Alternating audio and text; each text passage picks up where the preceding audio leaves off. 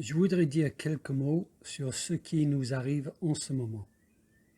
En France, comme dans de nombreux pays au monde, nous sommes confinés chez nous à cause du coronavirus depuis 3 semaines, sous l'ordre du gouvernement. Certains d'entre nous avons du temps et je pensais donc en profiter pour vous envoyer 3 vidéos pour vous faire passer ce temps et j'espère aussi pour vous instruire bibliquement.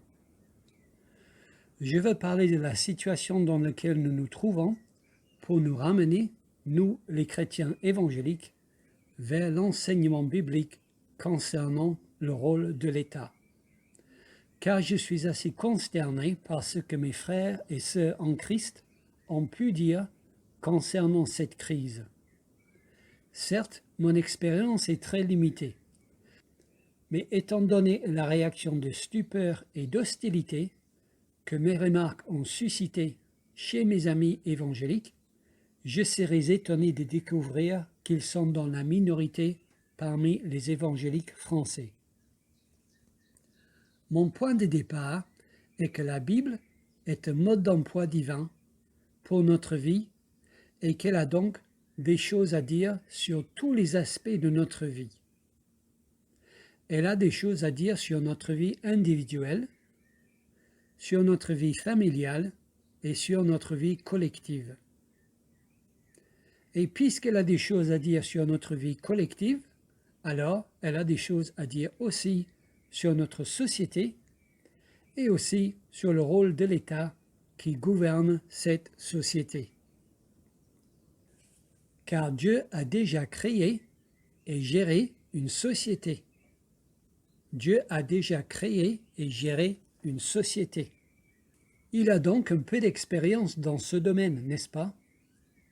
On pourrait peut-être profiter de son expérience et s'inspirer de ses idées. Voilà une idée originale. Je vais vous expliquer brièvement ces idées dans ces 3 vidéos et c'est à vous de juger si ce que je dis est biblique ou pas, car c'est la seule question qui a de l'importance pour un protestant évangélique. Est-ce que ce que je raconte est biblique ou pas? À vous d'en juger. Avant de vous présenter ma première idée, je tiens à dire, pour enlever toute ambiguïté, que dans ma famille, nous respectons les règles de confinement. Nous ne sortons qu'avec notre attestation de gouvernement et que pour les raisons stipulées dans l'attestation. Et nous suivons le culte de notre Église le dimanche matin sur Internet. Bref, ma famille obéit au gouvernement dans cette situation, car nous croyons que c'est ce que la Bible nous ordonne de faire. Tout ceci étant dit, dans mes 3 vidéos, je veux souligner et expliquer les 3 points suivants. Cette vidéo, l'État séculaire n'est pas notre protecteur. Vidéo numéro 2, ce n'est pas le rôle de l'État de fournir des masques.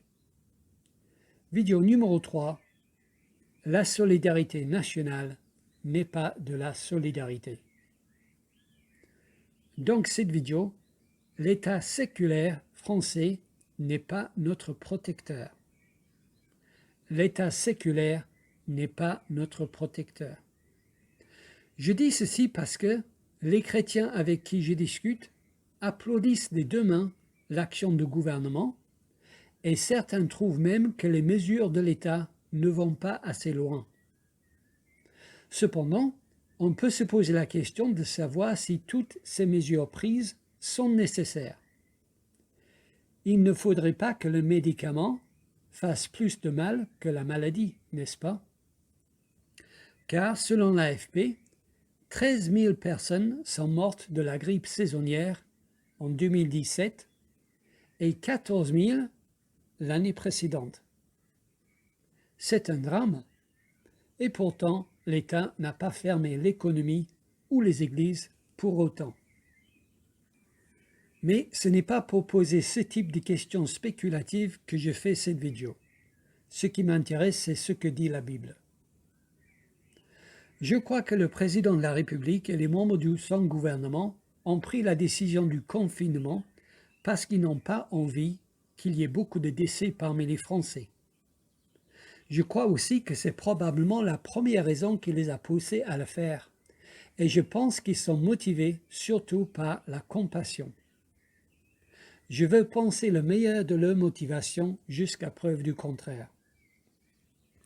Mais je ne veux pas confondre ces individus avec l'État. Le président et le Premier ministre sont des acteurs importants de l'État, mais ils ne sont pas l'État. L'Académie française définit le mot État ainsi. C'est le gouvernement d'un peuple vivant sous la domination d'un prince ou en république. Personnellement, je préfère la définition de l'économiste Max Weber. Il dit ceci: l'État est une autorité qui garde le monopole sur l'utilisation de la violence. L'État est une autorité qui garde le monopole sur l'utilisation de la violence. Dans ces 3 vidéos, quand je parle de l'État, je ne parle donc pas de personne, mais d'un système autoritaire qui garde le monopole sur l'utilisation de la violence. Bref, l'État, c'est l'ensemble de l'exécutif, le législatif, la justice et la force mise en place pour appliquer les décisions de ces institutions. Donc, même si les motivations de nos responsables politiques étaient nobles, en nous imposant le confinement, nous savons assez de l'enseignement biblique pour comprendre que le cœur de l'homme est corrompu et tend uniquement vers le mal. Et nous savons aussi assez de l'histoire pour comprendre que quand un État a pris des libertés individuelles à son peuple, il a toujours eu beaucoup de mal à les rendre. C'est pour cette raison que je dis que l'État séculaire n'est pas le protecteur des chrétiens évangéliques. L'État n'est pas notre protecteur. Dire que les gens doivent se mettre en quarantaine pour leur sécurité et la sécurité des autres est une chose. Interdire aux chrétiens de se rendre à l'église sous peine d'amende ou d'emprisonnement en est un autre. Bien que nous devions nous soumettre à l'autorité de notre État, à condition bien sûr qu'il ne nous demande pas d'enfreindre notre conscience, nous ne devons pas considérer cet État comme un allié ou un protecteur, car il n'est pas notre protecteur. Applaudir ces mesures est imprudent de la part d'un chrétien. En demander plus est insensé. Car, soyons clairs, bibliquement, l'État séculaire, c'est César. L'État séculaire, c'est César. Dès que cet État pense pouvoir nous enlever nos libertés chrétiennes, sans créer trop de désordre social, il le fera. Il le fera car il déteste nos libertés et historiquement, c'est ce que l'État séculaire a toujours fait. Et il le justifiera sans doute en disant que nous utilisons nos libertés pour être homophobes, islamophobes et que sais-je encore. Non, l'État français n'est pas notre protecteur. Obéissons-lui, d'accord, mais ne l'applaudissons pas et surtout, ne nous confions pas en lui. Après tout, il suffit de regarder ses fruits. La loi sur l'avortement montre que l'État n'est pas notre protecteur, car l'État a légalisé le meurtre de nos enfants. Tuer les êtres les plus fragiles n'est pas le comportement d'un protecteur. La loi sur le mariage homosexuel aussi montre que l'État n'est pas notre protecteur, car il a ainsi détruit le mariage et donc la famille dans la société. Le mariage et la famille ont été créés par Dieu pour notre bien. L'État français a détruit les deux. Ce n'est pas le comportement d'un protecteur. D'ailleurs, le dédain avec lequel l'État a traité les opposants à cette loi montre que l'État n'est pas notre protecteur. Et la façon dont les évangéliques de Mulhouse ont été pointés du doigt par les médias en est une bonne illustration. Certains journalistes parlent même de secte. Ne soyons pas dupes, l'État ne nous aime pas, il nous supporte. Il est très préoccupant quand l'État prend l'initiative par la force de la loi d'interdire les cultes chrétiens. C'est d'ailleurs historique. Certes, on ne peut pas parler de persécution, car ce confinement ne vise pas particulièrement les églises. Cependant, nous ne sommes pas naïfs. Nous ne sommes pas tous sur un même pied d'égalité aux yeux de l'État pendant ce confinement, car même pendant une crise, l'État séculaire reste séculaire. C'est ainsi que les centres d'avortement ne sont pas fermés. Les centres de planification familiale restent ouverts pendant le confinement. On n'a pas le droit de se rendre à l'église, mais on a le droit de se rendre dans une salle d'attente d'un de ces centres pour faire tuer son bébé.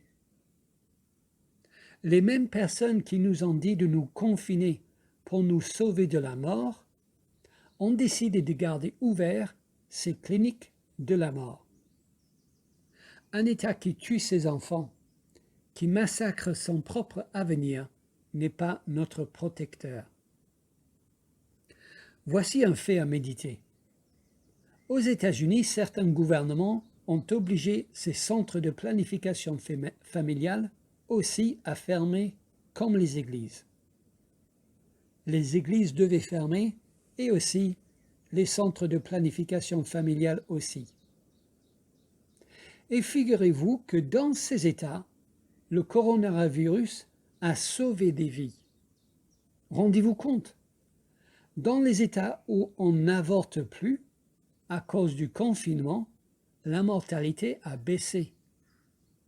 Il n'y a pas plus de morts, mais moins de morts dans ces États.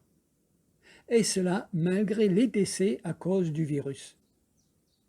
Le coronavirus sauve donc des vies, car à cause de lui, on a fermé ces centres de génocide.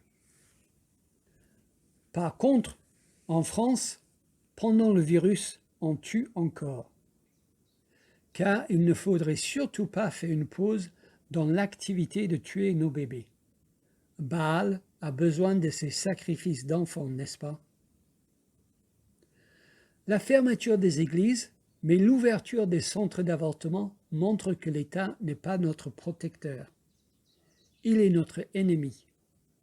Obéissons-lui, d'accord, mais ne l'applaudissons pas, et surtout, ne nous confions pas en lui. Personnellement, j'argumenterai que s'il y a un lieu qu'il ne faut surtout pas fermer en ces moments d'incertitude et de peur et de mortalité, ce sont les églises. Parce que ce virus a été donné par Dieu pour pousser les gens à la repentance. C'est Jésus lui-même qui nous donne ce principe dans Luc chapitre 13, versets 1 à 5. Les églises ne devraient donc pas être fermées, mais pleines de gens qui demandent pardon à Dieu pour nos péchés. D'ailleurs, il fut une époque, pas si lointaine, où l'État n'aurait même pas eu l'idée de fermer les églises. Car avant, on savait que c'est justement en ces moments de crise que les gens ont besoin d'aller à l'église. Comme quand en 1940, face à la menace nazie, Winston Churchill a instauré une journée nationale de prière au Royaume-Uni pour implorer l'aide de Dieu. En Angleterre, les églises étaient pleines de gens qui cherchaient l'aide de Dieu face à la menace de la guerre. C'était un autre monde. Aujourd'hui, ces mêmes églises sont fermées, interdites au public, et les gens cherchent l'aide de l'État. Aujourd'hui, en Angleterre, comme en France, au sommet de l'État, on rigole à l'idée d'une journée nationale de prière. Avant, le peuple se confiait en Dieu. Aujourd'hui, le peuple se confie en l'État. Cherchez l'erreur. Et l'État jubile, car César ne supporte pas de concurrent. C'est la déification de l'État. Non, l'État n'est pas notre protecteur. Obéissons-lui, d'accord, mais ne l'applaudissons pas, et surtout, ne nous confions pas en lui. En tant que chrétiens évangéliques, nous devons être vigilants par rapport aux actions de l'État concernant notre liberté de culte, car c'est souvent dans ces moments de crise, sous couverture de mesures d'urgence, que l'État tente d'empiétiner sur nos libertés individuelles. Car l'État séculaire déteste ces libertés chrétiennes. Pourquoi? Parce que, comme je le démontre dans ma série sur les bienfaits de la réforme protestante, ces libertés ne viennent pas de lui. Ces libertés ont été obtenues grâce à la réforme protestante. Nos libertés aujourd'hui sont fondées non pas sur le sécularisme, ni sur l'athéisme, mais sur les principes évangéliques. Mes frères et sœurs évangéliques, l'État n'est pas notre protecteur. Obéissons-lui, d'accord, mais ne l'applaudissons pas, et surtout, ne nous confions pas en lui. Dieu nous interdit de nous confier en autre chose que lui. Psaume 146, dans la version Semeur, dit ceci. Ne placez pas votre foi dans les puissants de ce monde, ni dans des hommes incapables de sauver. Dès qu'ils ont poussé leur dernier soupir, ils retournent à la terre, et au même instant, le projet s'évanouisse. Ils retournent à la terre, et au même instant, le projet s'évanouisse. Heureux l'homme qui reçoit son aide du Dieu de Jacob, et dont l'espérance est dans l'Éternel son Dieu.